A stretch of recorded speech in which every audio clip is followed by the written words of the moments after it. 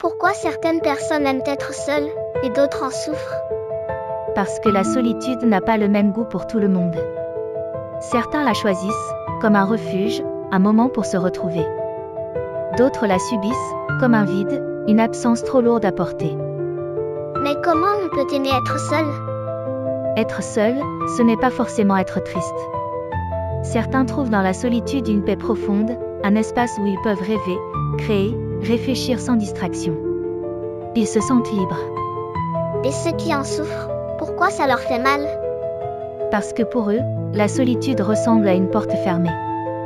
Ils aimeraient la compagnie, le partage, une présence qui réchauffe. Mais parfois, ils n'osent pas demander, ou ils pensent qu'ils ne comptent pas assez pour les autres. Alors, comment on sait si c'est une bonne ou une mauvaise solitude? Si tu te sens en paix, si tu apprécies ces moments avec toi-même, c'est une solitude choisie. Mais si elle te pèse, si elle te fait mal, alors c'est une solitude qui appelle à être brisée, à être remplie par des sourires, des échanges, de la chaleur humaine. Et si on connaît quelqu'un qui se sent seul, on peut faire quoi? Lui montrer qu'il n'est pas invisible. Un message, un regard, un simple « comment tu vas ?» peuvent allumer une lumière dans son monde. Parfois, il suffit d'une main tendue pour transformer une solitude subie en un moment partagé. Alors, on peut être seul sans être triste?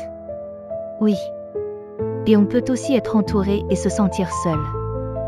L'important, ce n'est pas juste la présence des autres, c'est le lien qu'on tisse avec eux, et avec soi-même. Tu crois que tout le monde peut apprendre à aimer un peu sa solitude? Je crois surtout que personne ne devrait se sentir oublié dans la sienne.